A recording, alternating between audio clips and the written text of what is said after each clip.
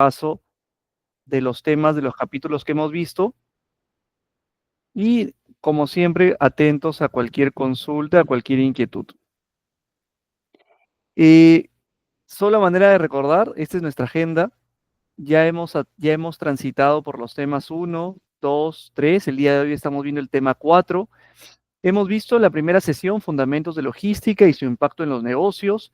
Hemos estudiado gestión de cadena de suministro, transporte y distribución internacional. Y el día de hoy vamos a hablar un poquito sobre el comercio y las regulaciones. Les adelanto, el tema de hoy está muy interesante y vamos a ver cómo concatenan los temas 1, 2, 3 y 4 y decantan en el tema de regulaciones aduaneras.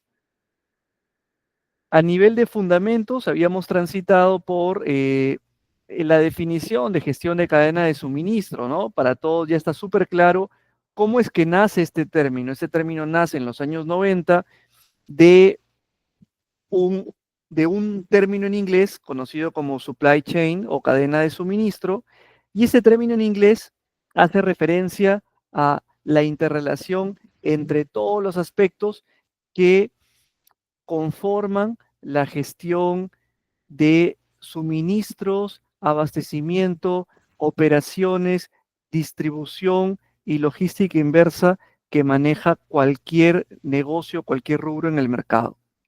Pero podemos hacer un extracto y decir, oye, la gestión de cadena de suministro es un globo, es un todo, pero una parte, unos eslabones de la gestión de cadena de suministro para una empresa constituye la gestión logística.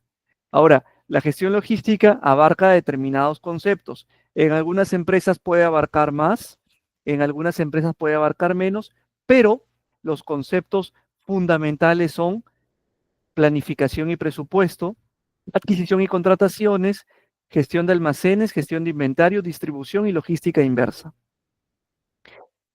A lo largo de estas 4 sesiones hemos venido estudiando cada uno de estos conceptos, en cada una de las sesiones con un poquito más de profundidad. Cuando habíamos visto el tema internacional, habíamos evaluado de que participan actores que para que constituya el término internacional tienen que interrelacionarse entre 2 países diferentes. Por lo tanto, al hablar de logística internacional y de transporte internacional, vamos a atravesar fronteras, vamos a salir de puertos. ¿Recuerdan? La logística internacional puede ser por vía terrestre, por vía marítima, por vía aérea. Ahora, hay otro punto importante.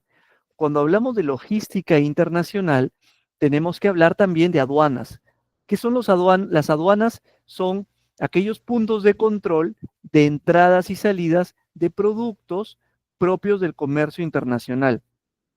Y también habíamos hablado de actores, ¿no? Teníamos fabricantes, teníamos compradores, clientes, tenemos agentes que son aquellos intermediarios entre los fabricantes y los consumidores.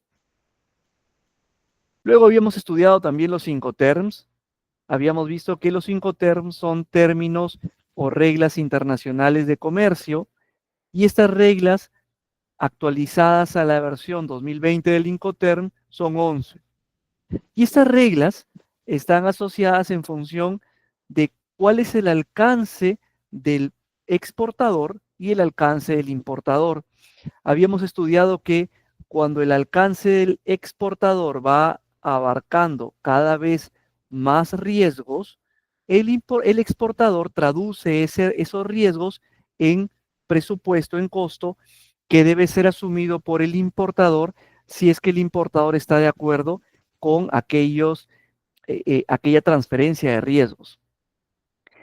Para llegar a puntos intermedios, a puntos establecidos y poder dinamizar más la gestión de comercio internacional, estos Incoterms están regulados y cada uno de los Incoterms tiene un alcance, tiene un riesgo y por lo tanto va a poder gestionarse una relación costo y una relación transaccional entre un exportador y un importador.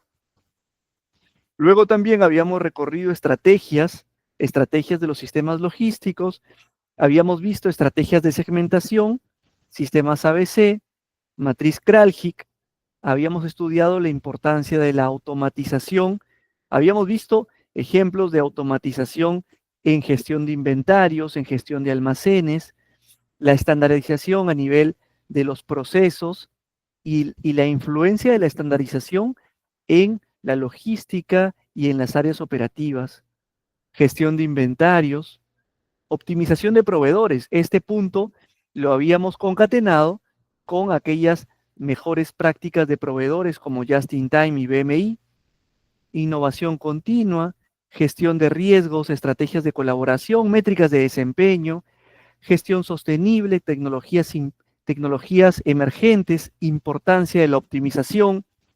Habíamos estudiado también temas de diseño y gestión de inventarios, optimización de rutas, seguimientos de ruta en tiempo real, eficiencia energética, y habíamos terminado el capítulo 1 conversando sobre la responsabilidad social empresarial en logística. Nos habíamos quedado con este cuadro donde hablábamos de la cadena de suministro verde o la cadena de suministro sostenible.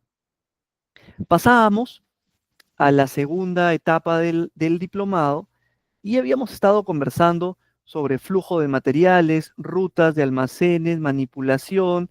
Habíamos tocado también un poquito de ERP, que ya lo habíamos visto antes.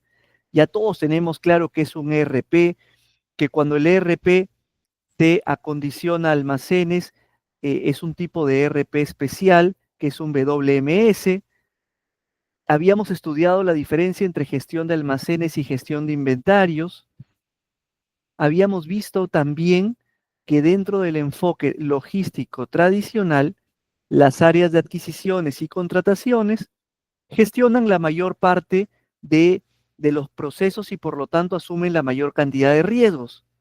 Solo para recordar, habíamos visto que en la gestión de adquisición tradicional, el cliente consolida la información, coloca órdenes de compra, el proveedor gestiona la atención de sus pedidos y el cliente es responsable del almacenamiento de los productos y es responsable de suministrar ellos a la producción y nuevamente se repite el ciclo, ¿no? En función de la producción, el cliente eh, colecta la data para poder nuevamente gestionar la orden de compra y así sucesivamente. Ahora, habíamos estudiado que esta gestión tradicional y algunos riesgos, ¿no? Y esos riesgos generan, cuando se materializan, podrían generar problemas, como exceso de inventario, quiebre de inventario, deficiencias, paradas, costos en incremento.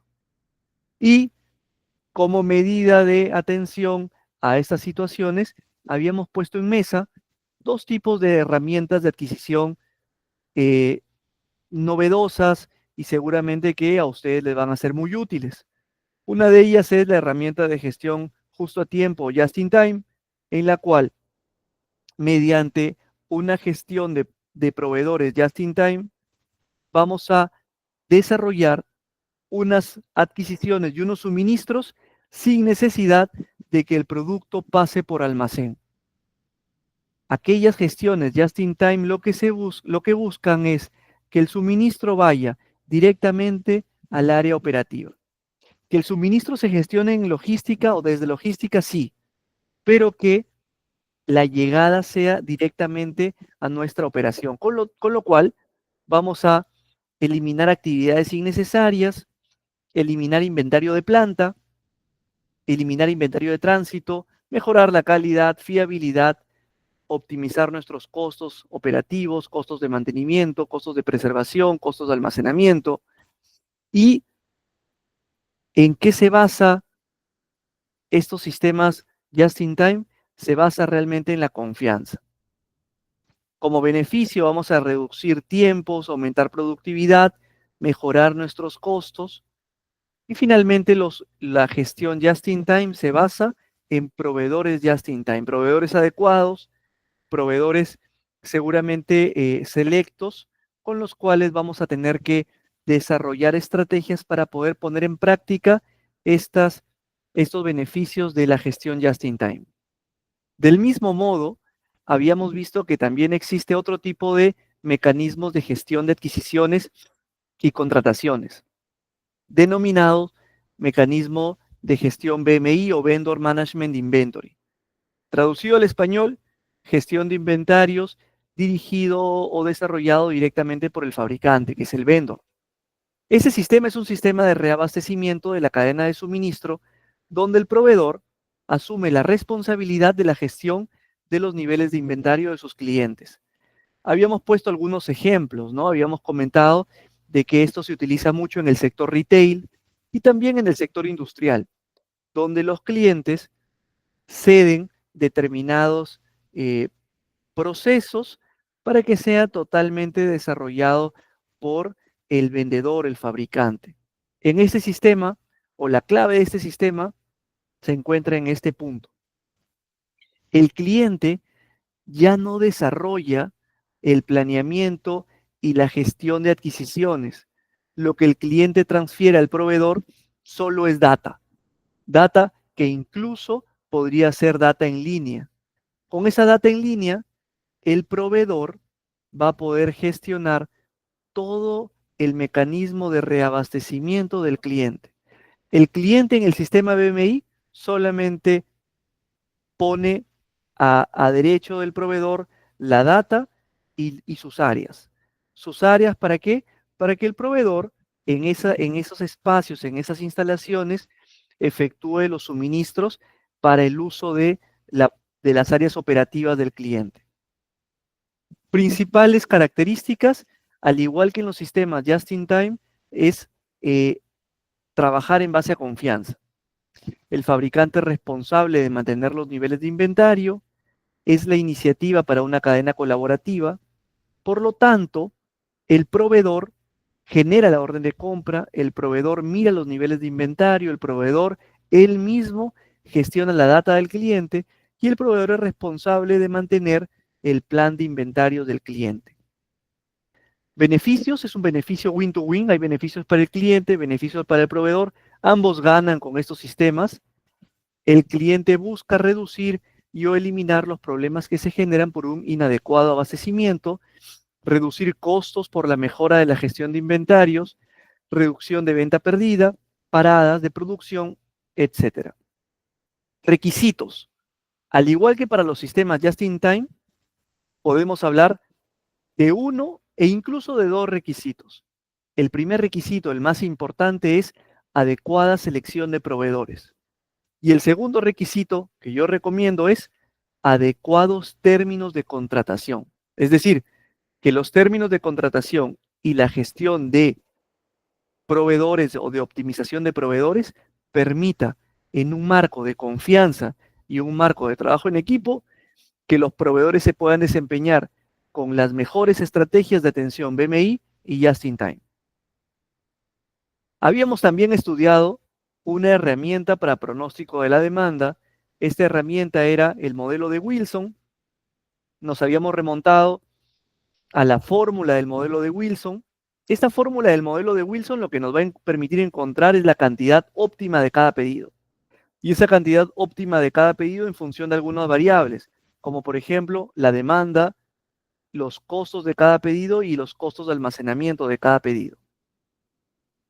En ese sentido, íbamos a poder identificar para cualquier escenario con las premisas que da el modelo de Wilson, íbamos a poder identificar cuál es el lote óptimo de compra. También habíamos estudiado un poco sobre la importancia de la gestión de riesgos y cómo la gestión de riesgos podemos aterrizarla en planeamiento estratégico y el planeamiento estratégico que es transversal a toda la empresa para determinadas áreas, como por ejemplo en las áreas de operaciones, las áreas de mantenimiento, las áreas de logística, nos van a permitir identificar KPIs. KPIs, también llamados objetivos. KPIs en español, indicador clave de desempeño. Y este punto es súper importante porque habíamos estado coordinando de que usualmente los KPIs suelen extraerse de la competencia de manuales, de papers, de información que encontramos seguramente en algún estudio, en algún análisis, pero muy pocas veces efectuamos planeamiento estratégico y desarrollamos los KPIs o los objetivos a partir de la propia realidad de nuestra empresa. ¿Qué logramos utilizando KPIs de nuestra empresa? Utilizamos una herramienta que está diseñada para atender la realidad que está afrontando nuestra empresa, llamado en términos de planeamiento estratégico factores. Cuando hemos visto factores, hemos estudiado que toda empresa atraviesa factores internos y externos. Los factores internos pueden ser, al igual que los externos, positivos y negativos. Cuando estamos hablando de factores internos positivos, estamos hablando de fortalezas, negativos, debilidades, y externos, oportunidades y amenazas. Habíamos visto también determinadas técnicas para poder mapear factores externos. La técnica que habíamos estudiado en clase se llama la técnica Pestel, y lo que estábamos estudiando era que mediante un barrido de factores políticos, económicos, sociales, tecnológicos, ecológicos y legales, podíamos identificar determinados riesgos o condiciones que puedan constituir una, si es positivo, una oportunidad, y si es negativo, una amenaza. Les pongo un ejemplo. Si estábamos hablando de factores políticos, los cambios de gobierno podrían ser oportunidades o amenazas. ¿De qué va a depender? Va a depender de la realidad de mi empresa. Acuerdos internacionales, que lo vamos a ver hoy día en clase, puede ser una amenaza o puede ser una oportunidad. ¿Por qué? Porque la óptica o la perspectiva que tiene mi empresa ante un factor es diferente a la que tiene mi competencia al mismo factor. He allí la importancia de por qué cada empresa debe desarrollar sus propios indicadores. ¿Por qué? Porque los factores económicos, socioculturales, tecnológicos, ecológicos y legales de una empresa son diferentes a los de otra empresa. Una vez que identifiquemos factores externos, los vamos a llevar a una matriz. Esa matriz se llama matriz de factores externos. Esta matriz de factores externos va a agrupar los factores por tipo, positivos arriba y negativos abajo. Y pasamos a estudiar los factores internos. Los factores internos, así como hemos tenido una herramienta para factores externos, hemos propuesto en esta clase la herramienta AMOFIT para factores internos. Profesor, ¿quiere decir que hay más herramientas para mapear factores? Por supuesto, hay muchas más herramientas. El planeamiento estratégico es muy amplio. Lo que estamos estudiando ahora es un vistazo de lo más importante, de lo principal. De lo principal para lo externo, de lo principal para lo interno. Y esto les va a permitir llegar a identificar fortalezas y debilidades, que dicho de otra forma, son factores, y los factores van a ser positivos y negativos según la realidad de la empresa que estemos estudiando. Una vez que entremos con factores, vamos a hacer un tornado de estos factores, un tornado de lo externo y de lo interno, combinado en una matriz denominada matriz FODA. En esta matriz FODA vamos a cruzar las fortalezas, las debilidades, las oportunidades y las amenazas. Seguro que puede haber una pregunta, profesor. ¿Vamos a cruzar tantas fortalezas, debilidades, oportunidades y amenazas como hayamos identificado en las matrices MEFE y MEFI, o vamos a descartar algunas? La respuesta es, en la etapa FODA vamos a incluirlas todas. No debe escaparse una sola o uno solo de los factores que hemos identificado previo a la matriz FODA. ¿Por qué? Porque lo que queremos es que nazcan la mayor cantidad de estrategias que permitan atender todas, el 100% de factores. De esta forma, vamos a poder hacer nacer tantas estrategias como sean necesarias. Profesor, ¿y por qué son importantes las estrategias? Porque las estrategias combinadas con la visión de la empresa me van a permitir encontrar o aterrizar objetivos de largo plazo. Y los objetivos de largo plazo, cuando los anualizamos o cuando los acortamos a los periodos que queremos evaluar, se van a aterrizar como objetivos de corto plazo, llamados también indicadores. Entonces, este análisis FODA nos va a permitir encontrar estrategias. Esas estrategias van a pasar por una serie de filtros. Aquí está. Van a pasar por una serie de filtros. Aquí les he puesto 4 de estos filtros. Y estos filtros a lo que van a llegar es a estrategias definitivas de la corporación. Estrategias para todas las áreas, ¿ah? No solo para las áreas logísticas. ¿Qué va a ocurrir con esas estrategias? Vamos a tener que aterrizarlas o implementarlas. Las estrategias se implementan mediante objetivos de largo plazo.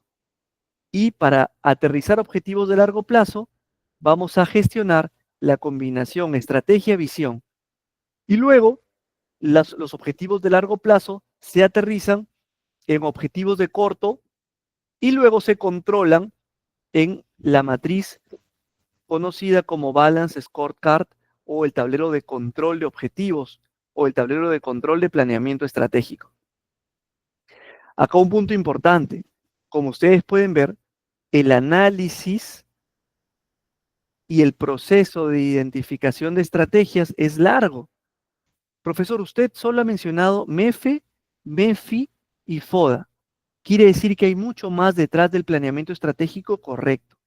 Detrás del planeamiento hay mucho. Les he mostrado lo más importante que les puede permitir a ustedes articular un planeamiento estratégico.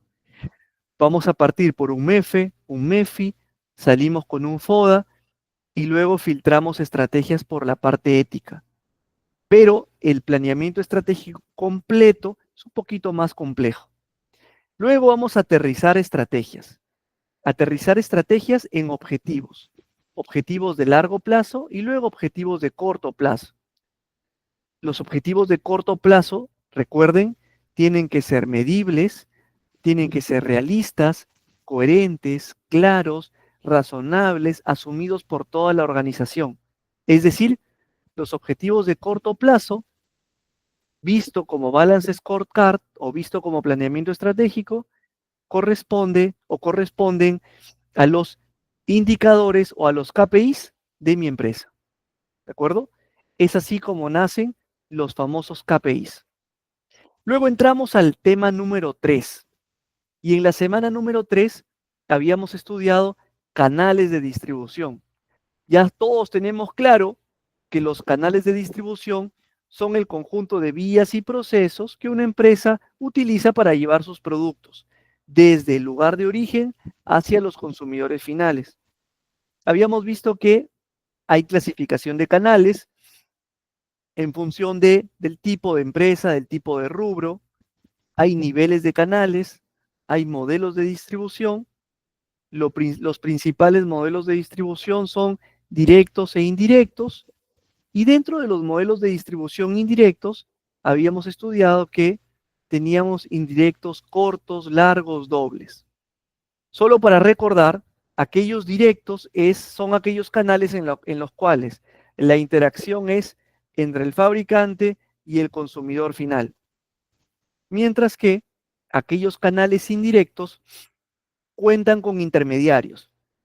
¿Cuántos intermediarios? Depende si es un canal indirecto de corto plazo o de largo plazo o canal doble. Lo que habíamos visto acá también es que la principal ventaja del canal directo es, como ventaja, esta que estoy seleccionando con el cursor, es la sensibilidad al mercado. ¿Por qué? Porque el fabricante que maneja directamente a sus clientes va a tener un contacto y va a tener una relación muy afín con esos clientes del mercado. Pero ¿cuál es la desventaja? La desventaja está en que la relación directa normalmente está limitada al alcance y está limitada a la cobertura del fabricante.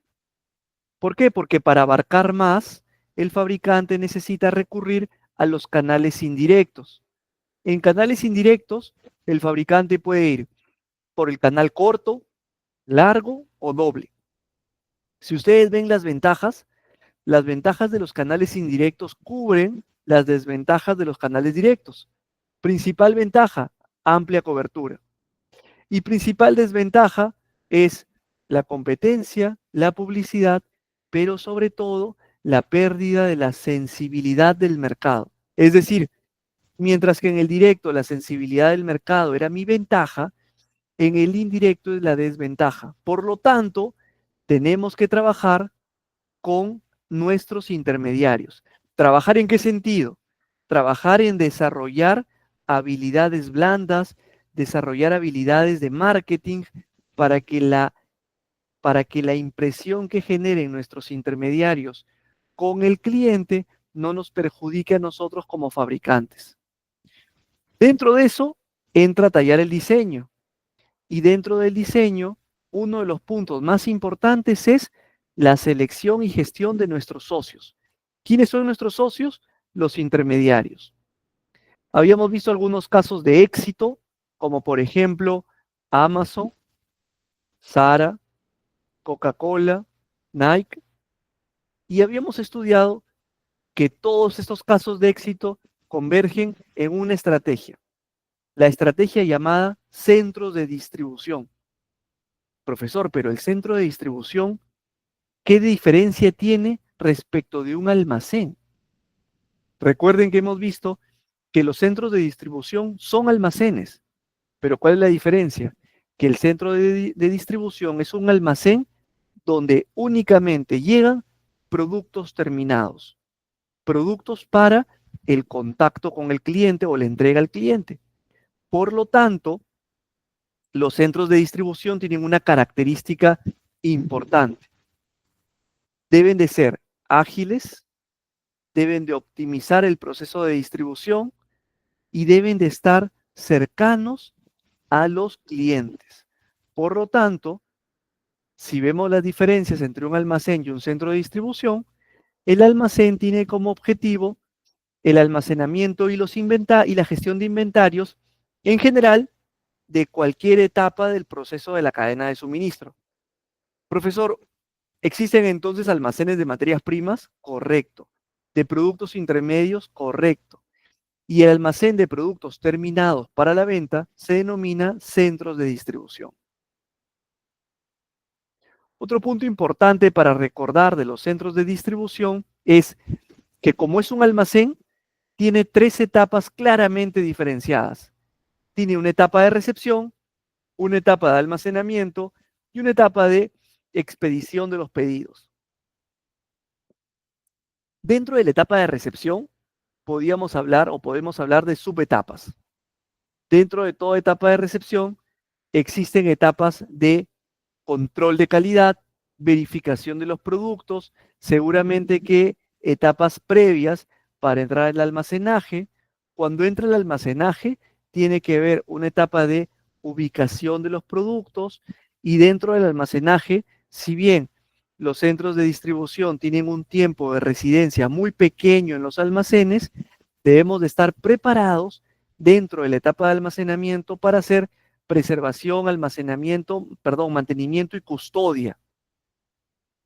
Luego llega la tercera y última etapa de todo centro de distribución, que es la etapa de preparación y despacho.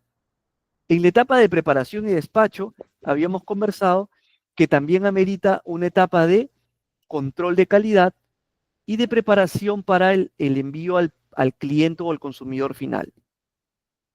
¿Cuáles son las principales ventajas de todo centro de distribución? Definitivamente nacen con el fin de reducir tiempos de entrega, de optimizar costos, de dar flexibilidad al servicio, calidad y fiabilidad al servicio. Y los tipos de centros de distribución hay muchos. Hay de carga seca, silos, tanques, entre otros.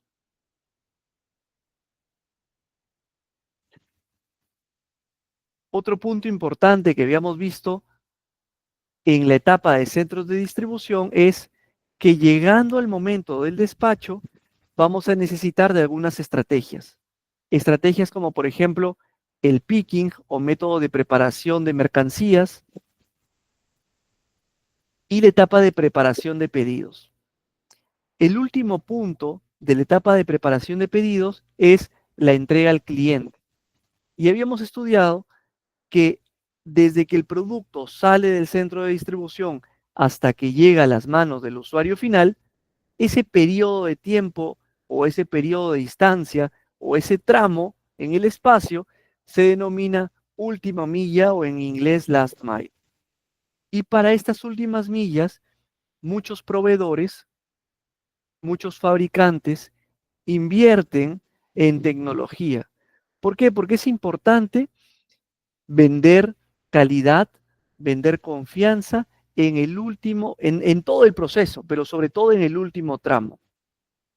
Este último tramo de última milla es el término que se recibe a la última parte del proceso de entrega hacia el cliente final. Es el paso que transcurre desde la salida del centro de distribución hasta las manos del consumidor. Cuando hablábamos de documentación y regulación aduanera, normalmente los documentos que rigen este tipo de trámites son facturas comerciales, listas de empaque, certificado de origen y los documentos de transporte y declaración aduanera. Con esto habíamos cerrado semana 3 o sesión 3 y estábamos listos para entrar a la sesión 4. Antes de entrar a la sesión 4, quería por favor confirmar si estamos todos bien, si hay alguna consulta.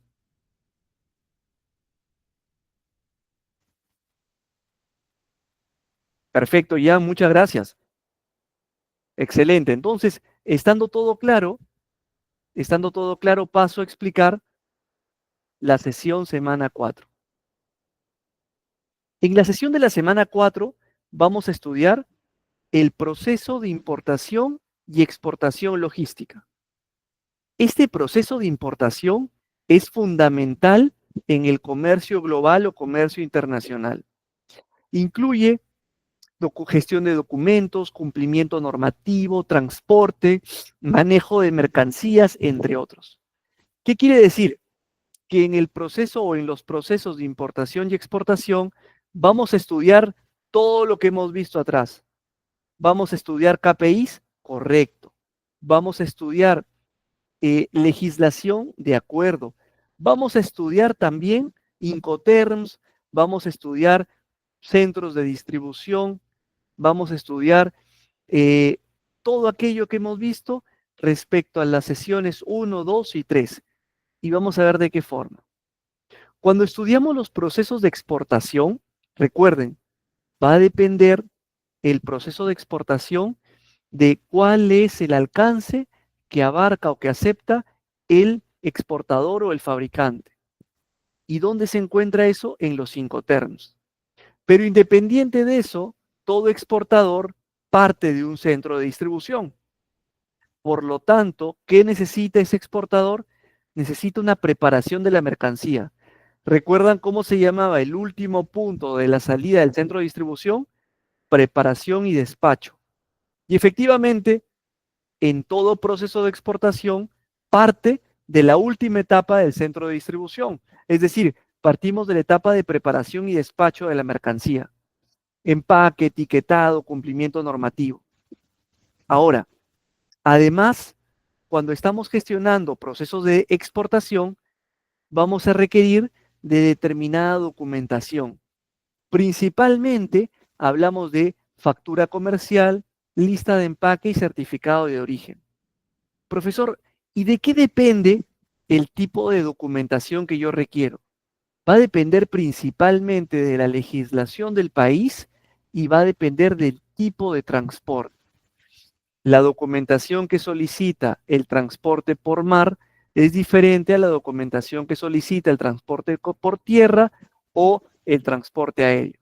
Hay temas que son comunes como la factura comercial, el listado de empaque y el certificado de origen, pero vamos a ver que conforme desarrollemos la clase del día de hoy, dependiendo del tipo de transporte, se va a poner o va a entrar en detalle el proceso de exportación de los determinados productos que estén en nuestro alcance. Luego, vamos a estudiar el transporte y la logística. vamos a tener que seleccionar el modo de transporte y la coordinación con operadores logísticos. Y aquí un punto. ¿Quiénes son los operadores logísticos? Los operadores logísticos son aquellos terceros entre el fabricante y el cliente. Profesor, ¿y quién contrata a los operadores logísticos? ¿Recuerdan los Incoterms? Dependiendo quién asuma determinado alcance, va a tener que asumir la responsabilidad de los operadores logísticos.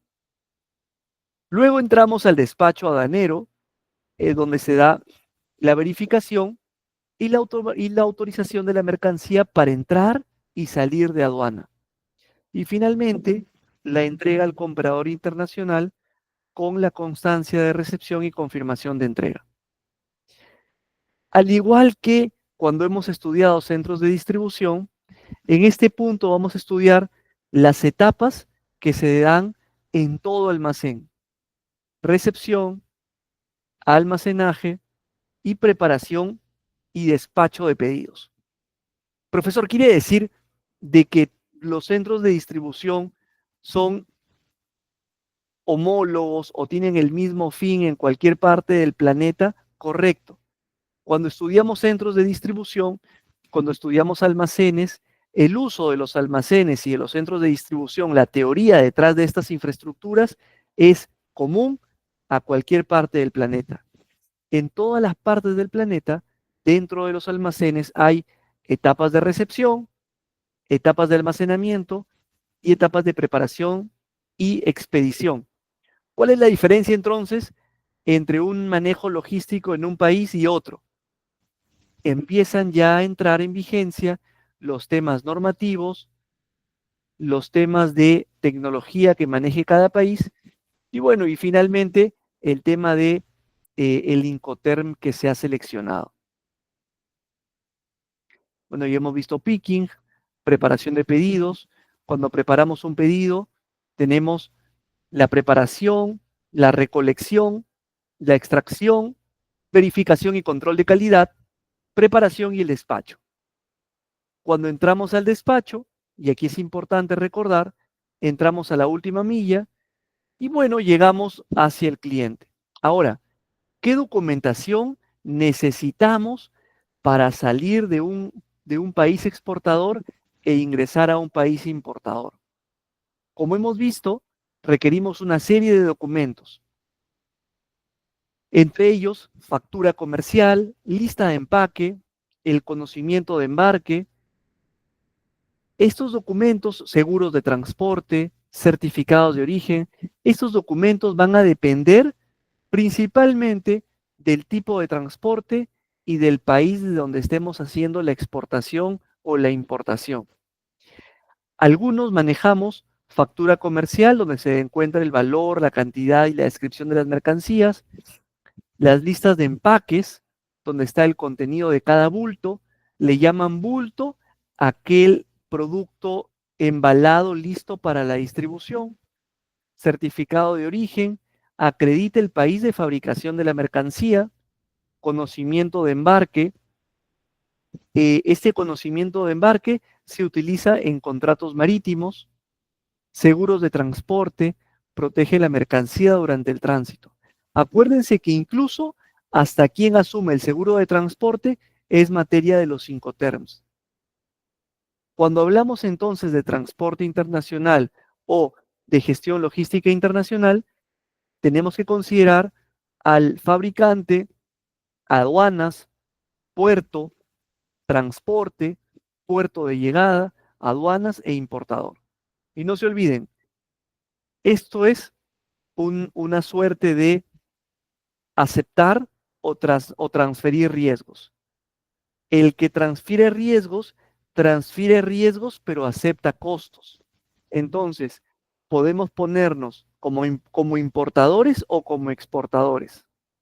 Y en cualquiera de los escenarios que nos coloquemos, cuánto abarquemos o cuánto alcance aceptemos va a ser trasladado en una mayor o menor condición de riesgos, por lo tanto, en una mayor o menor aceptación o incremento de costos.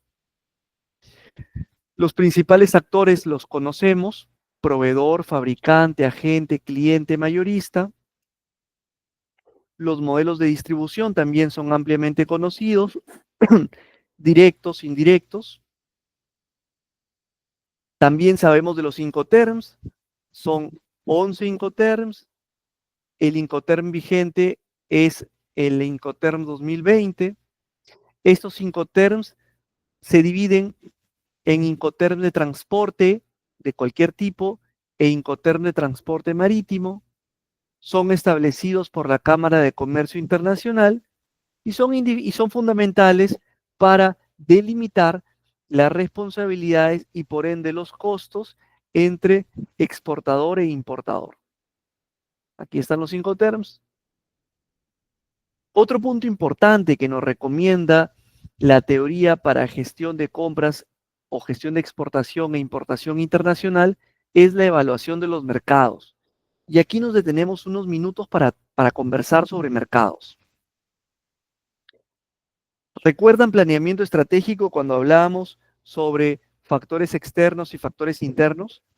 Yo les pregunto, ¿el mercado es un factor interno o un factor externo? ¿Qué opinan ustedes?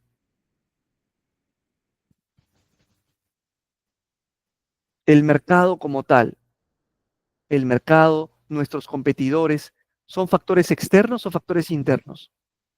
Correcto, María Fe, correcto, Lucero, son factores externos. Por lo tanto, como son factores externos, no puedo controlarlos. No puedo controlarlos, pero sí debo estudiarlos. ¿Y dónde los estudio? En la evaluación de mercados. Necesito hacer una evaluación de mercados antes de exportar. ¿Por qué? Porque evaluando el mercado puedo gestionar e identificar oportunidades. ¿Recuerdan cómo se llamaban a los factores externos positivos? Oportunidades. Pero también puedo identificar amenazas. ¿Qué implica evaluar mercados? Implica analizar la demanda del producto, la competencia, requerimientos específicos de cada mercado.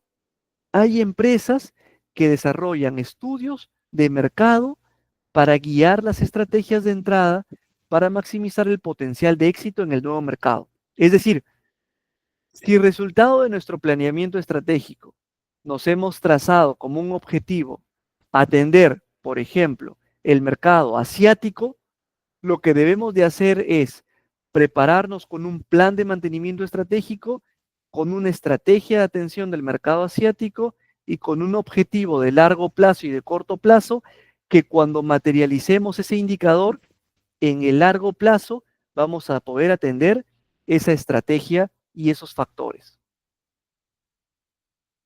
Así como hemos visto la exportación, es importante verlo desde el enfoque del importador. El importador y el exportador son socios estratégicos, no son enemigos, son socios. Muchas veces podría interpretarse que el cliente y el proveedor en una figura de exportador e importador podrían tener discrepancias y podrían enfrentarse. Pero para evitar eso, debemos de trabajar, recuerden, en dos cosas: en una adecuada selección de proveedores y en una adecuada selección de órdenes de trabajo o de contratos. Profesor, ¿quiere decir que nosotros como importadores o como clientes debemos de ver a los proveedores o exportadores como socios estratégicos? Correcto. Y me remonto un poco para atrás. Me remonto a este punto donde hablábamos de la importancia de los socios estratégicos. Cuando estamos estudiando clientes y estamos estudiando proveedores, es súper importante llegar a este punto de consenso,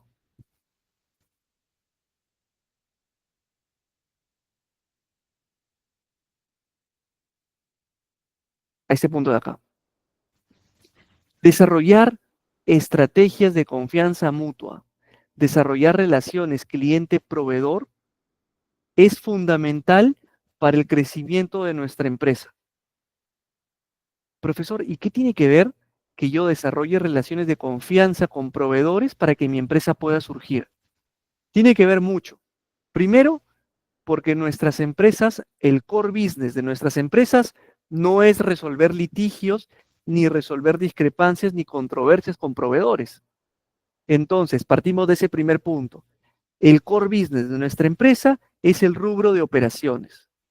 Pero si seleccionamos de manera inadecuada al proveedor o trabajamos sobre órdenes, sobre términos de contratos o sobre documentos de órdenes de trabajo o de órdenes de servicio inadecuadas, vamos a decantar en una pérdida de la relación con el cliente y proveedor, en problemas, en discrepancias y en controversias con nuestros proveedores, y vamos a perder el foco de la relación y vamos a entrar en un escenario que yo no recomiendo y creo que nadie quisiera estar, en un escenario de conflicto con nuestro proveedor. Por lo tanto, la mejor recomendación que puedo darles en este punto respecto a importaciones, exportaciones y a gestión logística es selección adecuada de proveedores y desarrollo adecuado de términos de referencia de contratación. Profesor, y nos queda claro el tema de selección de proveedores, pero ¿y el término y los términos de referencia de nuestros contratos, los términos de referencia de nuestros procesos de adquisición, de nuestras órdenes de trabajo?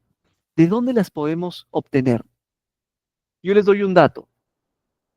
Así como existen institutos de gestión de proyectos, hay institutos de gestión de contratos. Hay un instituto que es el Instituto FIDIC, FIDIC. Ese Instituto FIDIC se dedica a recopilar las mejores prácticas del planeta para desarrollo de contratos.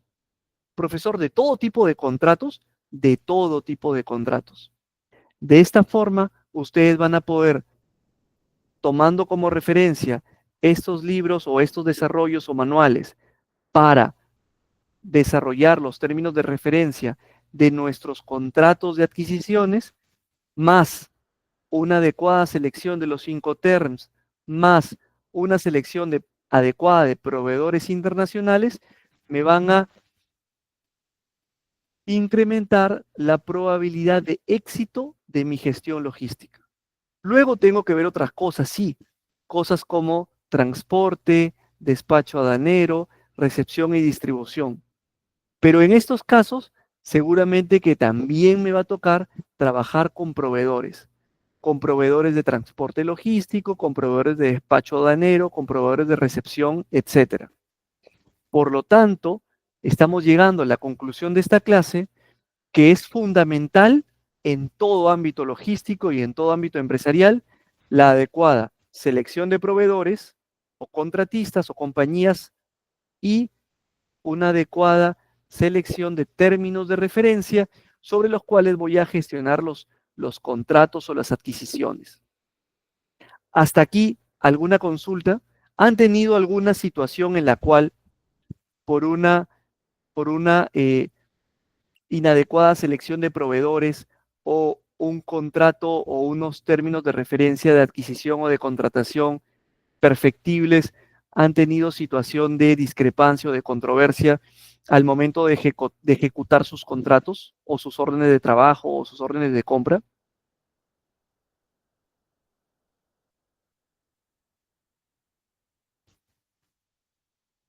Yo les comento un poco mi experiencia.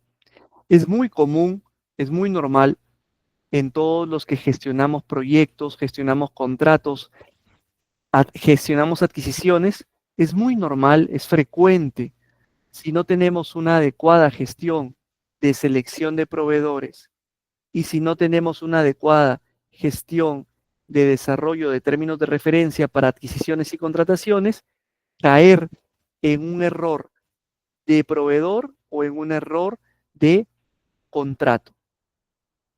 ¿Cómo mitigo el error de selección de proveedores? Con una homologación o estandarización de proveedores. ¿Dónde, dónde llego, dónde puedo desarrollar ese término de selección de proveedores? En el manual de contrataciones, en el reglamento de contrataciones. Recuerden, El manual de contrataciones, el reglamento de contrataciones de toda empresa es la guía sobre cómo voy a transitar dentro del proceso logístico para cualquier actividad logística dentro de mi empresa. ¿Por qué? Porque lo que yo tengo que evitar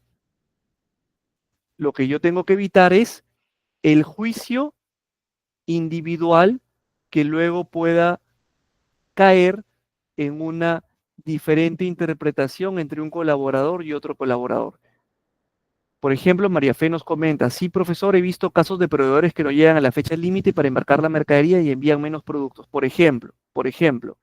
Y eso nos puede traer a nosotros impactos a su vez con nuestros proveedores o con nuestros clientes. Ahora, un punto importante, les estaba contando, importancia de selección de proveedores, importancia de términos de referencia. Sí, Vanessa, ¿cómo estás? Adelante.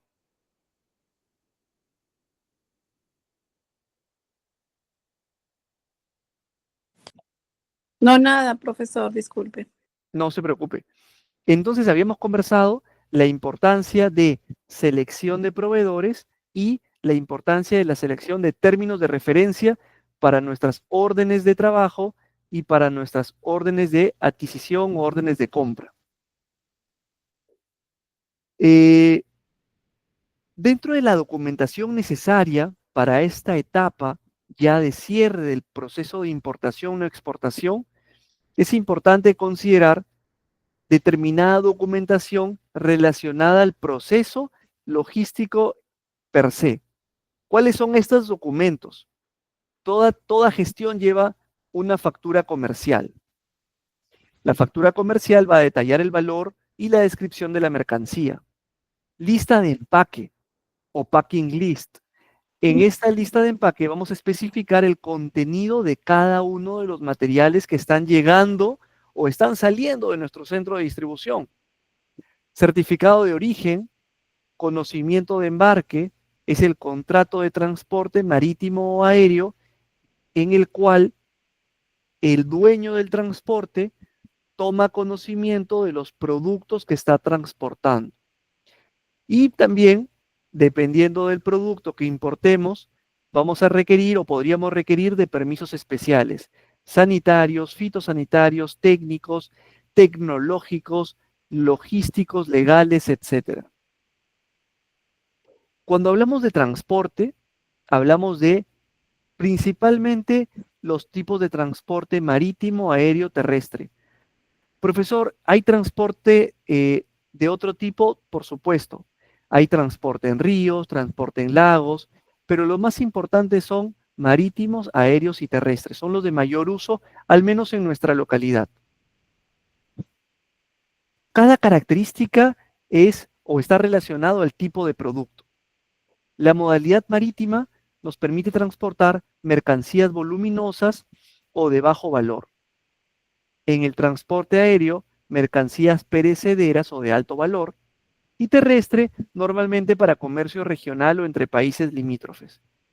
Profesor, yo discrepo. En marítimo, yo he transportado para un proyecto equipos voluminosos, pero de alto valor. Correcto.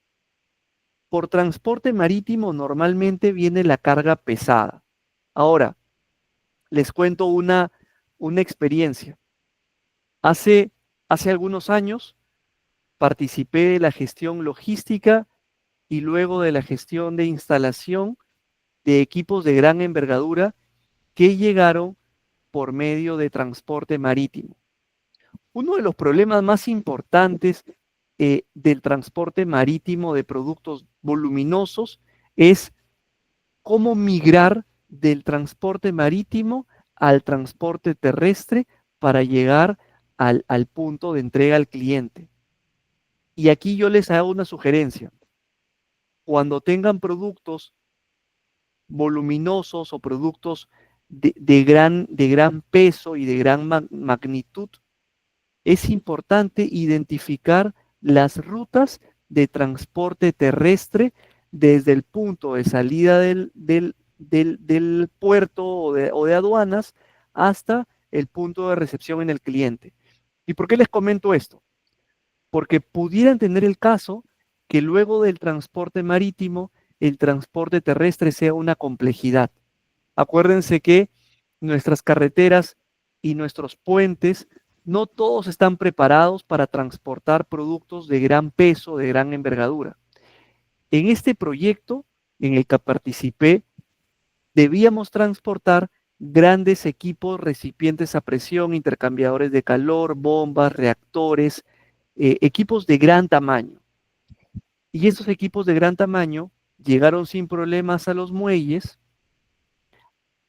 y el problema se dio al momento de la descarga y del transporte a planta. En este punto, mi recomendación hacia ustedes es hacer un estudio de las rutas de transporte, hacer un estudio de las condiciones de las carreteras o de los caminos, hacer un estudio también con la autoridad, porque no todo tipo de carga puede transportarse por las carreteras y y por los puentes de nuestras localidades. Y en este punto lo más importante es cumplir con la legislación nacional vigente. ¿De acuerdo? Entonces, en mi experiencia, el transporte, una vez que importemos un producto, si estamos en un producto, en el caso de productos de gran envergadura, de gran magnitud, para proyectos grandes, tengan en consideración que la logística no queda con el transporte marítimo, sino vamos a necesitar un mix marítimo terrestre para poder ingresar ese producto a nuestro proyecto. Entonces, lo importante aquí es evaluar ruta, evaluar plazos, evaluar costos, evaluar riesgos. Y es por eso que la logística de transporte es fundamental en el proceso de importación y exportación. Incluye la selección de métodos de transporte adecuados, gestión de rutas, coordinación de tiempos de entrega, legislación asociada, coordinar con las autoridades, y la eficiencia en este aspecto puede reducir costos y asegurar la llegada de mercancía en buen estado y a tiempo. Otro punto importante, procedimientos aduaneros. Acuérdense, cuando hablamos de una importación o una exportación, definitivamente tenemos que pasar por una aduana. Y la aduana es el puesto de control, así como también el puesto de aranceles e impuestos de los países. Es decir, en la aduana se ve tema legislativo y tema tributario. No pueden ingresar productos restringidos y además todo producto que ingrese debe de pagar impuestos. Este es el core de las aduanas. Por lo tanto, los procedimientos aduaneros implican realizar declaraciones aduaneras, pagar aranceles e impuestos y cumplir con la normativa de seguridad. Este proceso asegura que las mercancías que importemos cumplen con las regulaciones del país y reducir riesgos de retrasos en las entregas. Muy importante que revisemos nuestros procedimientos aduaneros antes de la importación. Aduana no solamente es pago de impuestos, ellos también cuidan a nivel legislativo la prohibición del ingreso de mercancías o de equipos o de productos que no estén permitidos en nuestro territorio nacional. Y pasamos al punto de normativas internacionales. Como ustedes se imaginarán, los exportadores deben de cumplir con regulaciones internacionales que varían según los países. Esto incluye aspectos como licencias, normas de calidad, certificaciones, y es una obligación conocer y adherirse a estas normativas, principalmente para evitar sanciones y garantizar el acceso a mercados internacionales. Aquí les comento algunas de las principales organizaciones, organismos reguladores de los comercios internacionales. Seguro que a alguno de ustedes les sonará conocidos estos nombres, para otros serán nuevos. Lo importante es que empecemos a profundizar sobre estos conceptos. Un primer organismo es la Organización Mundial del Comercio, o la OMC. Establece normas globales y resuelve disputas comerciales. También las aduanas tienen una organización mundial de aduanas que desarrolla estándares aduaneros. Por ejemplo, el último estándar, o uno de los más importantes, ha sido el Convenio de Kioto. También la Cámara de Comercio Internacional, CCI, que es muy usada para resolver disputas, define Incoterms y promueve prácticas comerciales justas. Seguro que más de uno de nosotros hemos tenido arbitrajes en las cámaras de comercios internacionales pactadas en los términos de referencia acordados en los contratos. Y también la Organización Marítima Internacional, o la OMI, que regula el transporte marítimo y la seguridad. Comentarles que la Organización Mundial del Comercio, como su nombre lo dice, es una organización internacional que ocupa las normas que rigen el comercio entre países miembros. Esta institución fue creada en 1995 y inició funciones en 1900 o inició desde 1986, conocido como la Ronda de Uruguay. Desde el 2005, su director es el francés Pascal Lamy, y aquí le traía los países miembros de la OMC. Y como ven, Perú es un país miembro de la OMC desde el año 1995, que coincide con la creación de la OMC. Entonces, Perú forma parte también de los organismos reguladores internacionales. A nivel de normativas aduaneras, quería comentarles que las principales que hay son el Convenio de Kioto, donde establece un estándar global para simplificar y armonizar procedimientos aduaneros, el sistema armonizado, que es la clasificación uniforme de mercancías a nivel mundial, y la ventanilla única, que son plataformas digitales para agilizar trámites aduaneros. Profesor, ¿para qué sirve estandarizar las mercancías a nivel mundial? Y a este punto es muy importante. Esto sirve para que en Perú, en la India, en Japón, en la China, en Estados Unidos, en Colombia y donde consideremos gestionar un comercio internacional, las mercancías tengan la misma codificación numérica, que independiente del idioma, sepamos que todo producto codificado bajo el código XXX está refiriéndose al mismo producto aquí y en cualquier parte del planeta. Para eso sirve esta codificación aduanera internacional. Nos permite clasificar bajo un mismo corte numérico todos los productos o todas las mercancías a nivel mundial, independiente del nombre, independiente del idioma, independiente de los usos y costumbres de los países. También quería comentarles normativa clave respecto a los diversos tipos de transporte. En transporte marítimo, cuando estudiemos transporte marítimo, tenemos que saber que los barcos de carga cumplen con determinadas normativas. Por ejemplo, existe el convenio SOLAS, que es Safety of Life at Sea, que son las normas de seguridad para buques y cargas. ¿Cómo debe gestionarse a nivel seguridad un buque de transporte de productos en alta mar? Códigos IMDG, regulación para el transporte de mercancías peligrosas. Convenio de Rotterdam, que regula los contratos de transportes y mercancías. A nivel aéreo, tenemos Convenio de Chicago, regulación IATA y el código IATA. El Convenio de Chicago establece normas para la aviación civil internacional, y la regulación de IATA y el código IATA DGR establecen las normas para el transporte de mercancías y pasajeros, así como la regulación para el transporte de mercancías peligrosas por aire. Como ven, todo tiene que estar perfectamente estandarizado para que, independiente del país, del idioma, de los usos y costumbres, no haya nada interpretable. Todo esté estandarizado y todo es de cumplimiento. A nivel terrestre, tenemos convenios CMR, acuerdos ADR y regulaciones TIR. son regulaciones para el transporte internacional por carretera, para transportar mercancías peligrosas y para el sistema de tránsito aduanero internacional. También quería comentarles que hay normativas sanitarias y fitosanitarias. Algunos países, como el nuestro, son agroexportadores.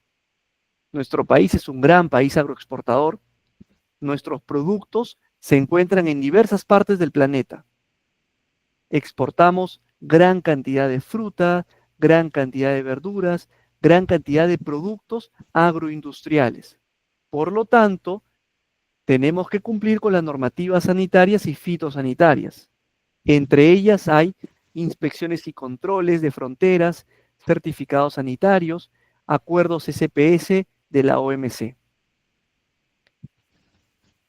Asimismo, también debemos de cumplir con normativas ambientales. Ambientales como por ejemplo el Convenio de Basilea, el Reglamento de la Unión Europea y las certificaciones verdes. Y aquí me detengo un momento para contarles un punto que seguro que ustedes han escuchado hablar, pero es importante saber cuál es la utilidad. A nivel internacional, las certificaciones verdes tienen un peso muy grande, porque es un peso reputacional de nuestras empresas. Si mi empresa es socialmente responsable, si mi empresa cumple con la legislación o la certificación ISO 14001, es decir, somos medioambientalmente responsables, si somos una empresa cero emisiones de carbono, entre otras, lo que estoy gestionando es un portal, una ventana hacia nuestro mercado respecto a que somos socialmente responsables. ¿Recuerdan cuando hablábamos de la cadena de suministro verde? La cadena de suministro verde realmente es un tema, además de un tema de responsabilidad, es un tema también de marketing. Si nosotros somos una empresa logísticamente o a nivel de cadena de suministro verde, bien, porque estamos cumpliendo con la responsabilidad social, ambiental y la responsabilidad a nivel de comunidad de nuestra empresa, con nuestro sector, pero además eso nos permite ponernos en vitrina para nuestros clientes. Y aquí viene un punto. ¿Por qué consideran ustedes que es un punto estratégico contar con certificaciones ambientales para nuestros clientes del mundo? ¿Qué opinan ustedes? ¿Han escuchado hablar de eso alguna vez?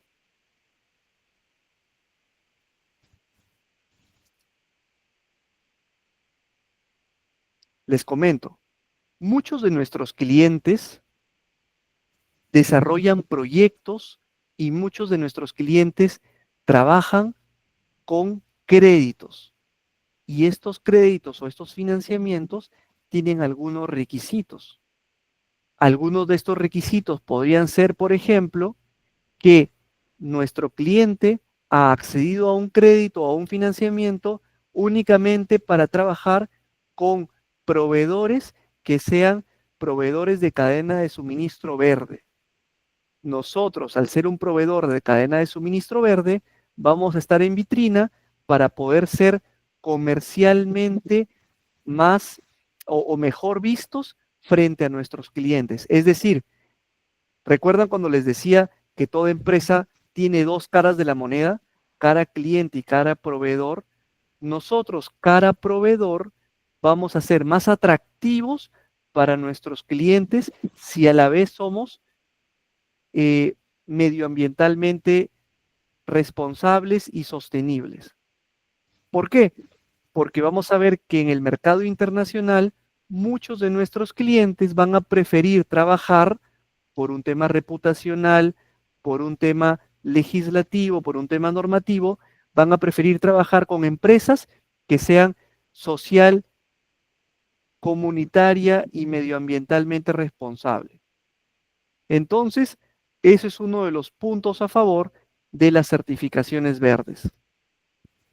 Ahora, otro punto también, la propiedad intelectual en el comercio internacional. Estamos hablando de registros como la OMC, que es la protección de derechos de propiedad intelectual, marcas y patentes, y sanciones, multas por incumplimientos. Otro punto importante, este punto es súper importante, se llama seguridad en la cadena de suministro. Dependiendo del país con el que vayamos a gestionar adquisiciones o importaciones o exportaciones, cada país tiene determinada gestión de seguridad. Por ejemplo, Estados Unidos es un país con muy altos estándares de seguridad.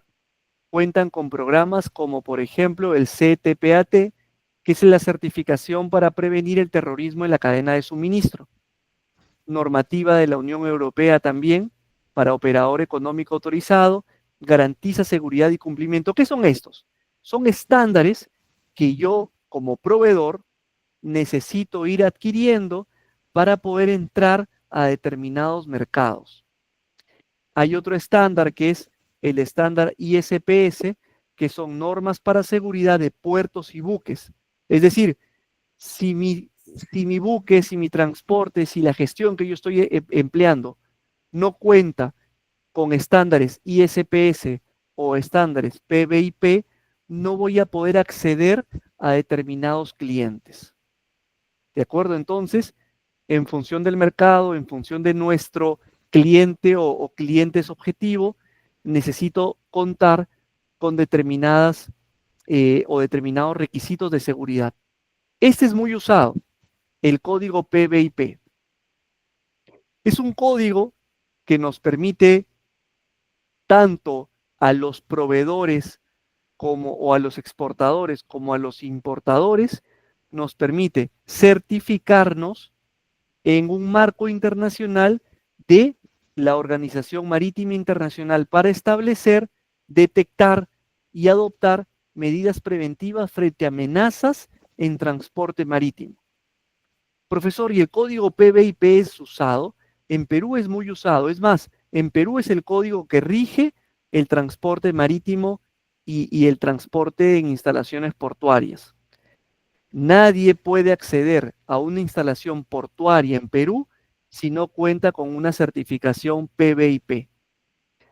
Así como existe la certificación PBIP, existe su homólogo, que es el código ISPS, que es similar, pero abarca otros países. Son códigos para determinados países. Para el Perú funciona el código PBIP. Y aquí yo les había traído, para ilustrarlos, cuáles son los principales puertos del Perú, y estos puertos del Perú definitivamente para que puedan operar y para que puedan ser gestionados deben de contar con el código PBIP. Pero no solamente ellos como clientes, sino también deben de contar con el código PBIP sus contratistas. Nadie, ni cliente ni contratista, puede acceder a estos terminales portuarios si no se cuenta con la normatividad vigente. Ahora está muy, eh, muy sonado el puerto, el puerto de Chancay, y el puerto de Chancay cuenta con la certificación PBIP también, como todo terminal portuario nacional en la localidad en nuestro país. ¿De acuerdo? Hasta este punto, ¿alguna consulta? ¿Me comenta cómo vamos? ¿Vamos bien? ¿Está claro? ¿Alguna duda?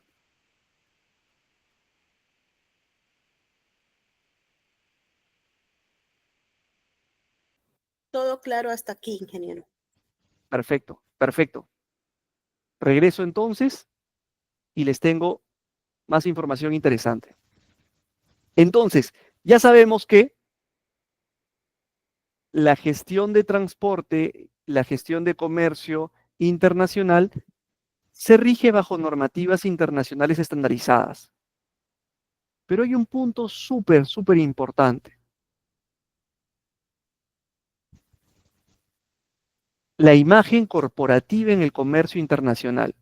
Cuando yo les hablaba de los códigos verdes, realmente yo me refería a toda la imagen corporativa en el comercio internacional.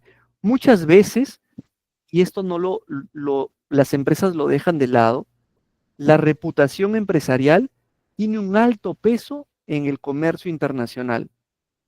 Las empresas que son ranqueadas a nivel de imagen corporativa tienen una mejor ventana y una mayor visibilidad en el mercado internacional. Para ello, podemos acceder mediante certificaciones internacionales, como por ejemplo la certificación ISO 37301, que son sistemas de gestión de cumplimiento. También tenemos que o podemos acceder a auditorías del tipo de due diligence o de debida diligencia. Les comento que hace poco estuve coordinando con una empresa grande de servicios de construcción y lo que me dijo fue, nosotros somos una empresa que periódicamente pasa por auditorías due diligence, tanto nosotros como cliente como todos nuestros proveedores. De esta forma, ellos certifican y le venden esa imagen a sus clientes que tanto ellos como todos sus proveedores son auditados en diversos rubros denominados due diligence. La due diligence lo que busca es que a nivel estandarizado el cliente o determinada compañía y sus proveedores sean o cumplan con la legislación local, legislación internacional, sean socialmente responsables, sean éticamente responsables y no tengan incumplimientos que hayan sido penalizados o sancionados por anteriores clientes. Estas estrategias lo que brindan es una mejor visibilidad de nuestra empresa ante el mercado internacional. Tomémoslo en cuenta. Finalmente, quería comentarles sobre los tratados de libre comercio. Explicado coloquialmente, los tratados de libre comercio son acuerdos amistosos entre el Perú y otros países. En estos acuerdos, el objetivo es facilitar el comercio. En cada uno de estos acuerdos, lo que establece el Perú y determinados países es hacer más fácil, más barato, hacer más ágil la transacción internacional de los productos que se van a comercializar entre ambos países. A nivel económico, uno de los principales puntos es la eliminación o la reducción de impuestos o aranceles que se cobran cuando los productos entran a otro país o ingresan al nuestro. A nivel de TLC, Perú ha firmado TLCs con más de 50 países. Los TLCs, como ya todos ahora saben, son acuerdos internacionales para mejorar, para fluidizar las relaciones comerciales entre países. Eliminan barreras arancelarias, promueven el comercio entre países, mejoran la relación, la dinámica entre países. Perú está posicionado como una de las economías más abiertas de América Latina.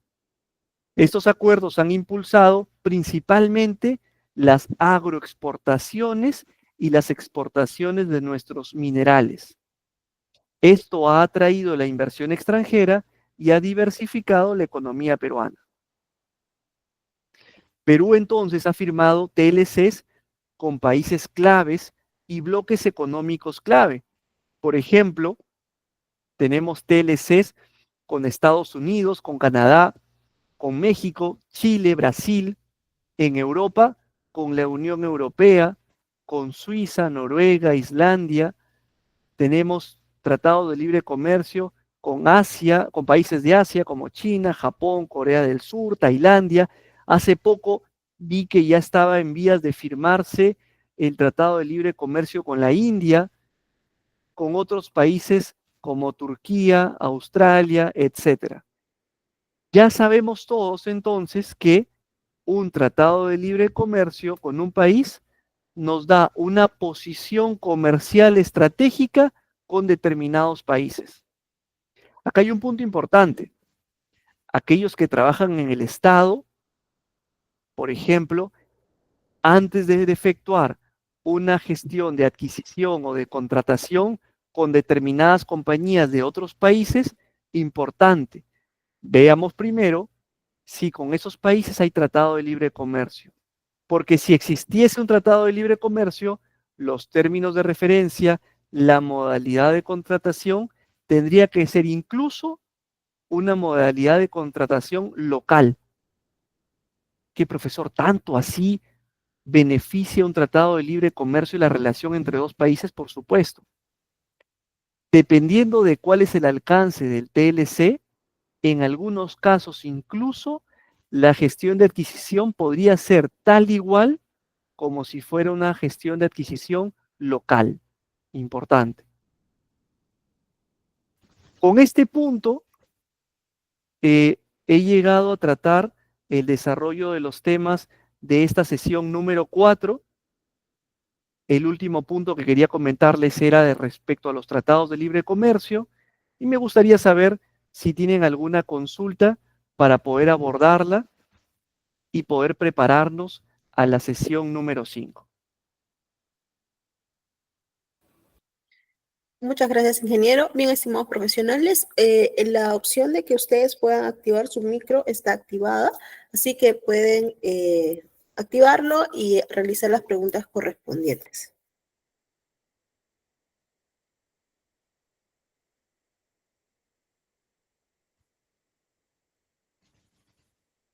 Bien, entendemos que por el momento todo está muy claro. Muchísimas gracias, ingeniero Luis, por la excelente sesión del día de hoy. Nos estamos encontrando el día de mañana para poder tener el módulo 5. Y nada, ingeniero, yo me quedo con los estudiantes para poderles dar las indicaciones. Que tengas muy buenas noches. Muchas gracias. Que tengan una muy buena noche. Hasta luego.